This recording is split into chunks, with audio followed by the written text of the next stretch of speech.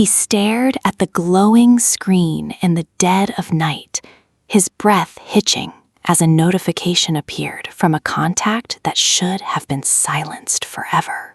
The name on the display belonged to his grandfather, a man he had said his final goodbyes to months ago, yet there the message sat, pulsing with an impossible digital life. Every rational thought screamed that this was a cruel prank, but as he swiped to open the text, a cold shiver told him that the truth was far more terrifying than he ever imagined. Where in the world are you watching this from right now? Type your city or country in the comments below. The day we buried my grandfather, Elias Thorne, the sky was a bruised shade of purple. He was a man of few words, a master clockmaker who spent his life listening to the steady heartbeat of gears and springs. When he passed away peacefully in his sleep at the age of 88, we thought his silence had finally become permanent. The funeral was a quiet affair, held at the old chapel on the edge of town. As we stood around the mahogany casket, the air was thick with the scent of lilies and damp earth. My mother insisted on placing his old cellular phone in his suit pocket, a sentimental gesture, because he always joked that he'd need to call us if the afterlife didn't have a decent workshop. We all smiled sadly, thinking it was a harmless way to say goodbye. The service ended, and the pallbearers prepared to move the casket to the family plot. That was when my pocket vibrated. I pulled out my phone, expecting a work email or a condolence text. Instead, my heart skipped a beat. The message was from Grandpa. I am not finished yet. I looked at the casket, then at my mother, who was wiping her eyes. I didn't say a word, assuming it was a delayed message from before he passed, a glitch in the cellular network. But then a second message arrived. It is very dark in here, Leo. Why did you close the lid? My breath hitched. I looked around the room, searching for a prankster, but everyone was mourning. The phone in the casket was supposed to be off. I felt a cold chill wash over me as the heavy lid remained shut, concealing the man I thought was gone forever. I spent the rest of the burial in a daze. Every time the shovel hit the dirt, my phone buzzed in my pocket like a trapped insect. I didn't dare look at the screen again until I was safely inside my car. My hands were shaking so violently that I almost dropped the device. There were 3 new messages. The dirt sounds like thunder. Leo, I can hear you crying. Stop crying and get the keys. The third was just a string of numbers that looked like a date from 40 years ago. I sat in the driver's seat, the engine idling, wondering if I was losing my mind. I called the number back, expecting a disconnected tone or a voicemail. Instead, the call connected. There was no greeting, just the sound of rhythmic, heavy breathing and the faint, metallic ticking of a clock. It was the distinct sound of the grandfather clock Elias had kept in his hallway for 50 years. But that clock had stopped the moment he died. Grandpa? Is that you? The breathing stopped. The springs are tight, Leo. Too tight. Then the line went dead. I stared at the cemetery gates, the fresh mound of earth visible in the distance. My cousin, Mark, tapped on my window, startling me. He asked if I was okay, and I showed him the phone. He laughed, saying someone must have cloned the SIM card as a sick joke. But Mark didn't know about the clock. He didn't know that Grandpa's favorite phrase for a person under stress was that their springs were too tight. That night, sleep was an impossibility. I stayed up in Grandpa's old house, surrounded by the silent skeletons of his unfinished projects. The air felt heavy, as if the house itself was holding its breath. Around 2 in the morning, my phone lit up the dark room. A new message had arrived, and this time it included a photo. It was a low-resolution, grainy image taken in near-total darkness. I had to turn my brightness all the way up to make sense of it. It was a picture of the inside of the casket. I could see the tufted white silk lining, and at the bottom of the frame, the edge of a mahogany-colored suit sleeve. My blood turned to ice. It was impossible. Even if someone had a remote camera, the phone my mother placed in his pocket didn't have a high-quality lens, and there was no light source inside a buried coffin. Then another text followed. Look under the workbench. The blue jar. I walked down to the basement, my footsteps echoing on the wooden stairs. The workbench was exactly as he had left it, covered in tiny screws and magnifying lenses. I searched the shelves until I found a dusty blue porcelain jar tucked behind a stack of manuals. Inside was a handwritten note and a small brass key. The note said, "They will try to tell you I am dead, but the mechanism is merely jammed. Check the heart of the house." I didn't know what he meant by the heart of the house, but the fact that he knew exactly where that jar was and that I would find it tonight meant this wasn't a prank. Someone or something was communicating with me from 6 feet under. The next morning, I went to the local police station. I felt like a fool as I walked up to the desk, clutching my phone. I spoke with Officer Miller, a man who had known my grandfather for years. I showed him the messages and the photo. He looked at them with a skeptical frown, his brow furrowed. He told me that technology was easy to manipulate these days, and that grief can make people see patterns where there are none. He suggested that maybe a disgruntled former employee of the funeral home was playing a cruel trick. I tried to explain the blue jar and the key, but he just shook his head, saying that Elias probably told me about those things years ago, and I was just remembering them now. As I turned to leave, frustrated and exhausted, Miller's own desk phone rang. He answered it, his expression transitioning from boredom to utter confusion. He looked at me, his face pale. He put the call on speaker. A muffled, scratching sound filled the small office, followed by a voice that sounded like dry parchment rubbing together.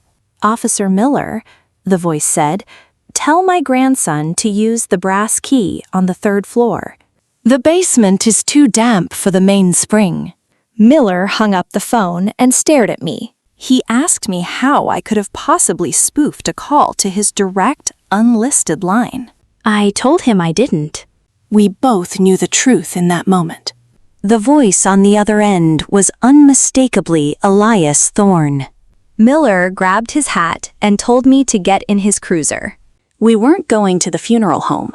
We were going back to my grandfather's house to find out what that key unlocked. We reached the 3rd floor of the old Victorian house, a place that had been used mostly for storage for the last 3 decades.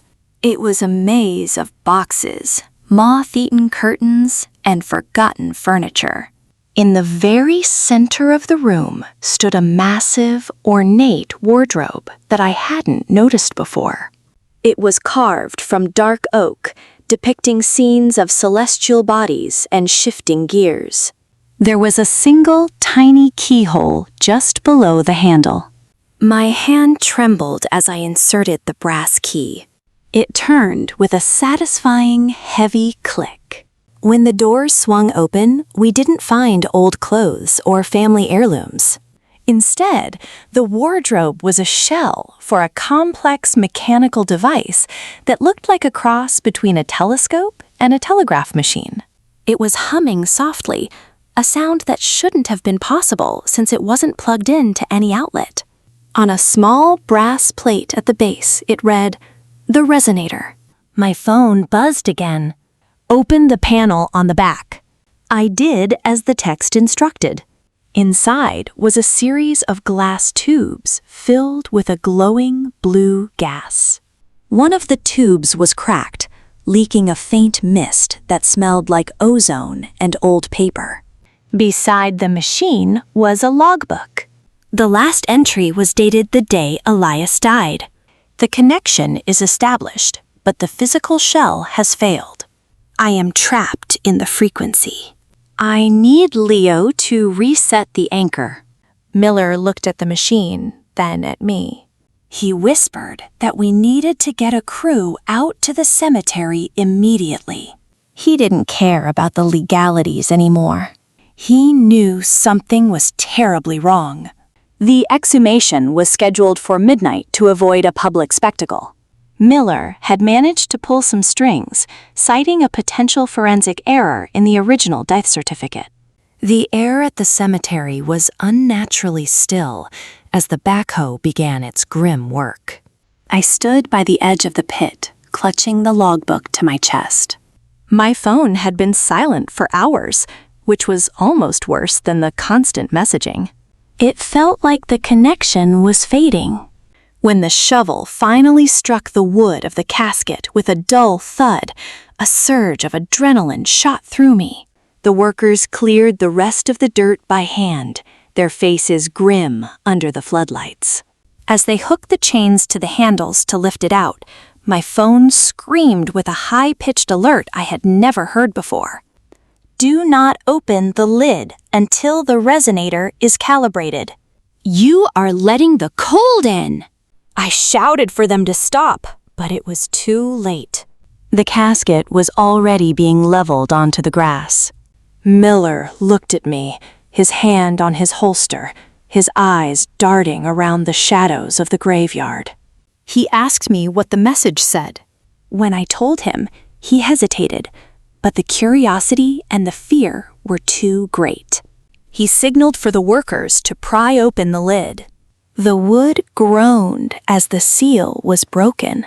A thick, freezing mist poured out of the casket, smelling of ancient dust and something metallic. We all stepped back, coughing. As the mist cleared, we peered inside, expecting to see my grandfather's body. But the casket was empty. The interior of the casket was pristine. The white silk was untouched, and the suit my mother had chosen was laid out neatly as if someone had just stepped out of it. The phone we had buried with him was sitting right in the center of the pillow, its screen glowing with a steady, eerie blue light. Miller reached in with a gloved hand and picked up the device. He checked the call logs, but the screen was frozen on a single image, a map of the house we had just left, with a red dot pulsing in the basement. I felt a cold sweat break out across my neck. If he wasn't in the casket, where was he? My phone buzzed again. This wasn't a text from Grandpa's number. It was an unknown sender. The shell was a decoy. The anchor is in the marrow. Look closer at the suit. Miller used a flashlight to inspect the mahogany suit. At first, it looked normal, but as he moved the light over the fabric, we saw something horrifying. The suit wasn't empty. It was filled with a fine gray ash that retained the shape of a human form. It was as if Elias had disintegrated instantly the moment the lid was opened. Among the ash, something glinted. Miller reached in and pulled out a small metallic cylinder that had been hidden in the suit's inner pocket. It was humming with the same frequency as the machine in the attic.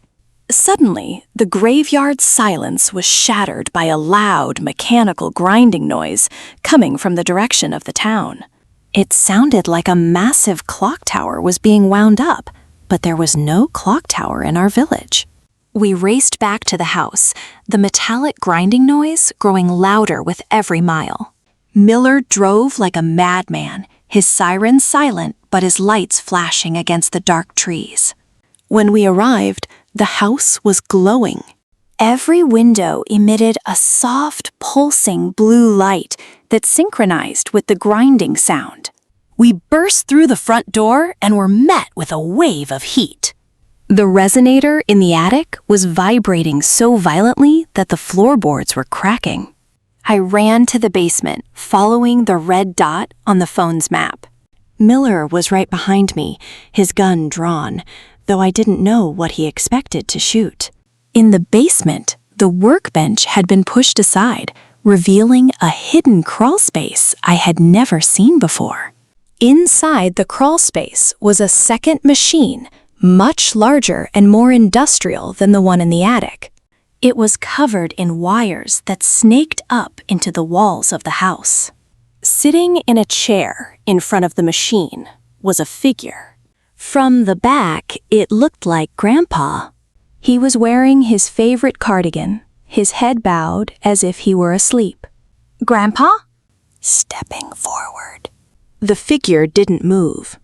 Miller reached out to touch his shoulder, but as he did, the figure slumped over. It wasn't my grandfather. It was a mannequin, a perfect wax replica, but its chest was open, revealing a complex network of gears and clockwork where a heart should be. My phone pings. "I am the house now, Leo." The clock is ticking for everyone. The wax figure's eyes snapped open. They weren't human. They were two small, ticking watch faces. A voice didn't come from the mannequin's mouth, but from the walls themselves, vibrating through the very foundation of the home. "The house is a heart, Leo," the voice of Elias echoed. I had to ensure the legacy continued. The gears need oil. The springs need tension. Miller backed away, tripping over a coil of wires. He shouted for us to get out, but the basement door slammed shut, and the heavy iron bolt slid into place by itself. The grinding noise reached a fever pitch, and the floor began to tilt. I realized then that the house wasn't just a building, it was a massive, inhabited mechanism. The texts hadn't been coming from a ghost, but from the house's integrated operating system, which Elias had somehow uploaded his consciousness into. The police opened the casket too early. The atmospheric pressure has shifted. You must stabilize the core, or the town will fold. I looked at the wax figure. It raised a mechanical hand and pointed to a large lever on the side of the industrial machine. It was labeled Grandfather Clock. I understood then that Elias hadn't been trying to reach out from the grave to be saved. He was trying to finish his final masterpiece, and we had just interrupted the calibration. The red dot on the map wasn't a location, it was a countdown. We had 3 minutes before whatever was happening went critical. I lunged for the lever, but the floor bucked like a living thing. Miller scrambled to his feet, trying to help me, but the wires on the floor began to lash out like metallic snakes, pinning him against the wall. They didn't hurt him, but they held him firm. "Leo," he screamed. "Just do it." I crawled across the vibrating concrete, my fingers inches away from the cold iron handle. My phone buzzed one last time. A final message from my grandfather's number appeared. "Tell your mother the tea is still on the stove." Then the screen went black. I grabbed the lever and pulled with all my strength. For a second, everything went silent. The grinding stopped. The blue light faded. The house let out a long, metallic sigh, like a giant animal falling into a deep sleep. The wires released Miller, and the basement door creaked open. We stood there in the dark, the only sound being the faint, distant ticking of 1,000 small clocks. Miller shined his light on the wax mannequin, but it was gone. In its place was a pile of old gears and a single rusted pocket watch. We walked out of the house into the cool night air, but something was different. The town felt synchronized. Every street lamp, every car engine, every heartbeat in the same rhythm. We went back to the cemetery to close the empty grave, but when we got there, the casket was no longer empty. A body was inside. It wasn't my grandfather. It was someone I had never seen before, wearing a uniform that didn't belong to this century, holding a phone that hadn't been invented yet. The police opened the casket, but what they found was a mystery that was only just beginning. The stranger in the casket looked like a man carved from marble, his features sharp and impossibly symmetrical. Miller and I stood paralyzed as the floodlights flickered, casting long, dancing shadows across the open grave. The uniform the man wore was made of a material that seemed to swallow the light, a matte charcoal fabric interwoven with microscopic bold circuits that pulsed like a slow heartbeat. The phone in his hand was the most disturbing part. It wasn't made of plastic or metal. It looked like a polished shard of obsidian, its surface swirling with a dark, oily liquid. As Miller reached out to touch it, the air around us grew heavy, the scent of ozone thickening until it tasted like copper on my tongue. Suddenly, the obsidian device emitted a soft, melodic chime that resonated in my very bones. A holographic projection shimmered into existence above the casket, displaying a series of complex star charts and a countdown timer that was rapidly approaching 0. The town's distant grinding noise shifted in pitch, becoming a mournful wail that echoed through the trees. Miller stepped back, his hand trembling on his holster. He whispered that the man looked familiar, and my heart plummeted as I realized why. Despite the futuristic attire and the youthful glow of his skin, the stranger bore an unmistakable resemblance to my own father, a man who had vanished in a boating accident 20 years ago. The casket hadn't just been a burial vessel, it was a delivery system. The blue light from the phone intensified, blinding us for a moment, and when my vision cleared, the man's eyes were open. They weren't watch faces like the mannequins, but they were a piercing, electric violet, and they were fixed directly on me. The man in the casket didn't move a muscle, yet his voice appeared inside my head, bypassing my ears entirely. He told me that the anchor had been tripped and that the grandfather was no longer a person, but a protocol. Miller, unable to hear the silent communication, was shouting into his radio for backup, but all he got in return was the rhythmic ticking sound that had infected the town. I watched in horror as the stranger's hand slowly lifted, pointing toward the horizon where the sun should have been rising.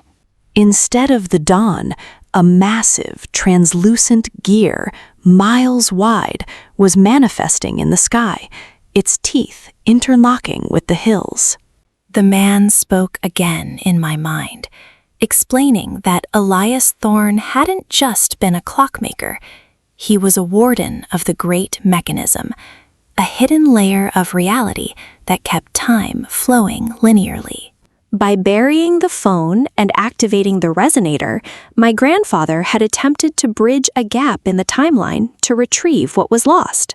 I looked at the stranger, my father, or some version of him, and saw tears of liquid silver leaking from his violet eyes. He told me that the town was now a synchronized zone, a place where every action was being dictated by the heartbeat of the house. As if on cue, the workers who had been helping with the exhumation stood up in perfect unison. They turned toward us, their movements stiff and jerky, like marionettes. Their eyes had turned a dull, ticking gray. They weren't coming to hurt us. They were coming to bring us back to the house to be wound. We scrambled for the cruiser, the engine roaring to life just as the first worker's hand slammed against the window with the force of a hydraulic press. Miller drove with white-knuckled intensity, weaving through the streets of our village. The sight outside the windows was a waking nightmare. The townspeople were out in the streets, But they weren't walking. They were moving in precise 60-second loops. A woman was watering a dead garden, stopping every minute to check a non-existent watch. A group of children were jumping rope, their feet hitting the pavement in a perfect metronomic rhythm. Every time the great gear in the sky rotated, the entire world seemed to stutter, jumping forward a fraction of a second. I looked at my phone, which was still displaying the message about the tea on the stove. It felt like a lifetime ago. The stranger from the casket was no longer with us, but his obsidian phone had somehow ended up in my pocket. It grew warm against my leg, vibrating with an urgency I couldn't ignore. I pulled it out, and the liquid surface smoothed into a clear display. It showed a blueprint of my grandfather's house, but it was three-dimensional and constantly shifting. At the center of the house, where the industrial machine sat in the basement, was a glowing gold core, labeled the Master Spring. The stranger's voice returned, faint and crackling. He told me that Elias had made a mistake. He had tried to fix a broken heart with mechanical parts, but the human soul wasn't a gear. The tea on the stove wasn't a sentimental message, it was a code. I realized with a jolt that my mother was still in that house, likely trapped in a loop or worse, becoming part of the machine's fuel. We had to get to the kitchen before the countdown on the obsidian phone hit 0. We skidded into the driveway of the Thorne estate, the house now looking less like a building and more like a massive, thrumming engine. The blue light was so bright, it carved through the fog like a physical blade. As we burst through the front door, the smell of Earl Grey tea was overwhelming. We found my mother in the kitchen, standing perfectly still over a whistling kettle. She didn't turn when we called her name. Her hand was gripped tightly around the handle, but she was frozen in time, a statue of flesh and bone. The heat in the room was blistering, radiating from the floorboards.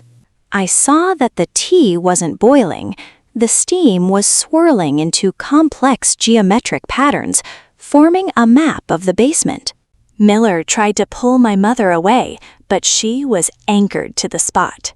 The grinding noise from below was now a deafening roar of metal on metal. I looked at the obsidian phone. The countdown had 10 minutes left. The stranger's voice screamed in my mind to find the balance wheel. I realized that the house was trying to complete a grand strike, a temporal event that would permanently lock our town into this artificial rhythm, erasing the past and future to create a perpetual present. The walls began to peel back, revealing layers of brass and copper wiring where insulation should have been. The house was shedding its skin, showing its true form as a monumental chronometer. I grabbed a heavy wrench from the counter and signaled for Miller to follow me down.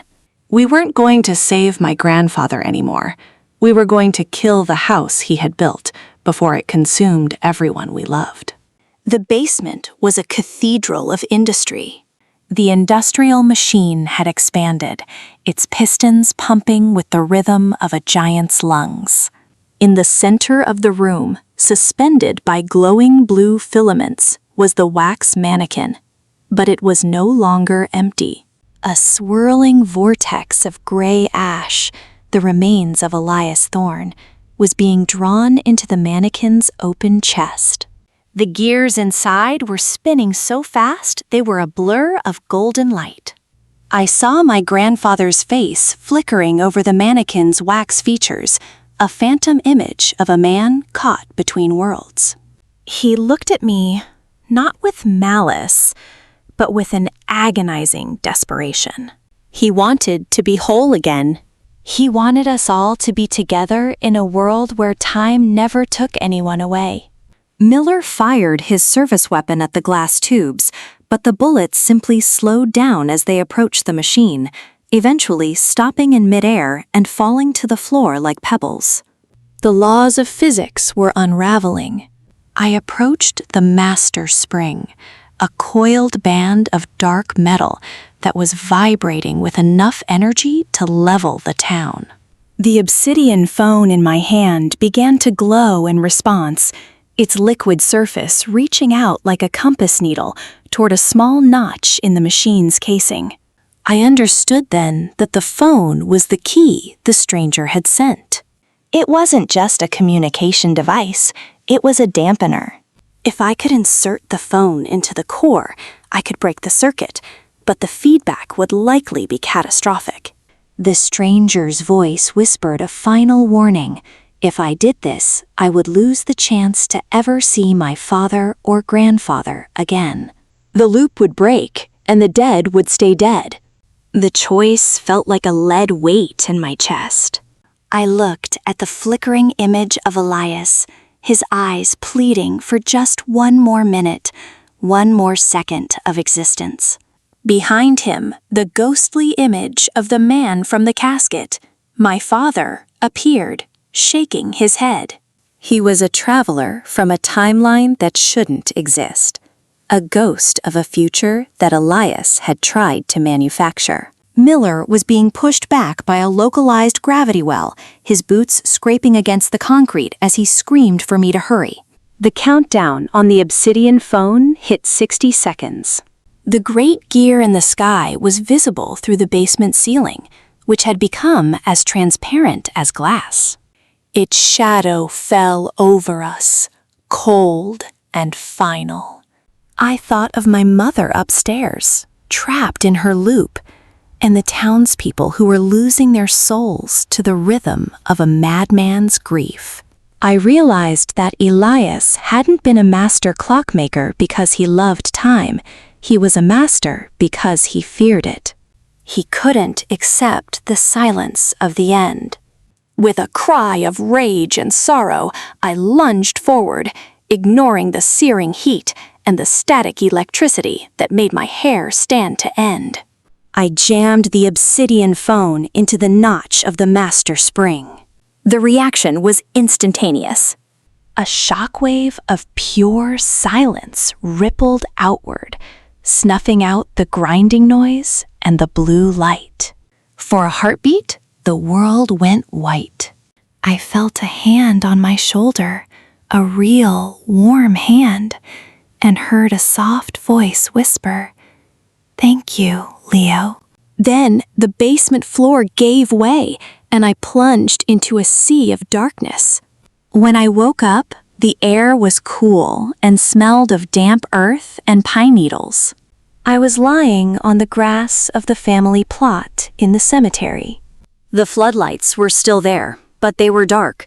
Their generators hissed out. Miller was slumped nearby, coughing and rubbing his eyes, but he looked human again, his movements fluid and natural. I looked toward the town. The great gear was gone, replaced by the soft, bruised purple of a true pre-dawn sky. The village was silent, but it was a peaceful silence, not the pressurized hum of the machine. I looked down at my hands. They were covered in gray ash and soot. The obsidian phone was gone, and so was the brass key. I scrambled to the edge of the open grave. The casket was still there, its lid shattered. I peered inside, my heart hammering. There was no man in a futuristic uniform, no wax mannequin, and no gray ash. Instead, lying on the white silk lining was a single, ancient pocket watch. I picked it up. It was a thorn masterpiece, the metal worn smooth by decades of use. I opened the flip cover. Inside was a photograph of my grandfather, my father, and me as a toddler. On the opposite side, where the watch face should have been, were the words, "Time is not a cage, it is a gift. Use it well." I felt a sudden, sharp pang of loss, but it was followed by a sense of profound relief. The grand strike had been averted. The town had been returned to the messy, unpredictable flow of real life. But as Miller stood up and checked his own watch, his face paled. Miller showed me his watch. The hands weren't moving, but the ticking sound was coming from his wrist. He pulled up his sleeve, and we both gasped. A small, faint glowing circle was etched into his skin, right over his pulse point. It looked like a gear. I quickly checked my own wrist and found the same mark. The resonator had been destroyed, but the synchronization hadn't been completely erased. We were still connected to the house. We drove back to the Thorne estate in a tense silence. The house no longer glowed, and the mechanical roar had vanished, but the structure looked different. It looked older, more weathered, as if it had aged 100 years in a single night. We found my mother sitting on the porch, a cup of tea in her hand. She looked at us and smiled, but there was a distant, glazed look in her eyes. She said she had the strangest dream about a clock that wouldn't stop ticking. As I walked into the hallway, I noticed the grandfather clock, the one that had stopped the day Elias died. It was ticking again, not with its usual heavy thud, but with a light, rapid rhythm that matched my own heartbeat. I realized then that the heart of the house hadn't been destroyed. It had simply relocated. Elias hadn't uploaded himself into the walls. He had used the machine to distribute the burden of the mechanism across his bloodline. We weren't just his family anymore. We were the new springs and gears. Every Thorne, and perhaps even Miller now, was a living part of the clock that kept the town's reality stable. The days that followed were a blur of investigation and denial.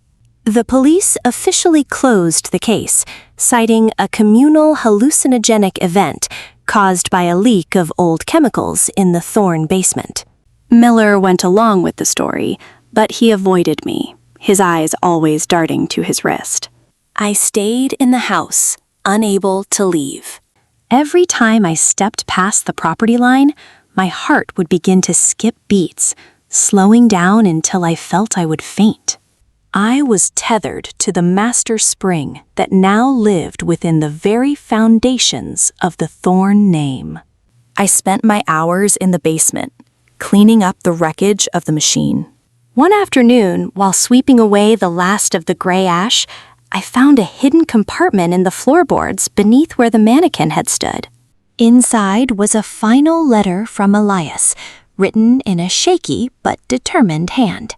He explained that our family had been the timekeepers for centuries, a secret lineage dedicated to preventing the world from slipping into chaos. The machine wasn't his invention. It was a repair job on a device that had been failing since the Middle Ages. He apologized for the texts and the fear he had caused, but he said the intervention was necessary to jumpstart my own internal clock.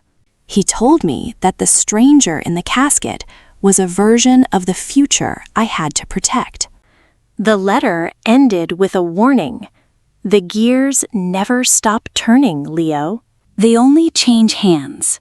You will hear the call soon. I burned the letter, but the words stayed etched in my mind, a heavy inheritance I never asked for. A year has passed since the night the police opened my grandfather's casket.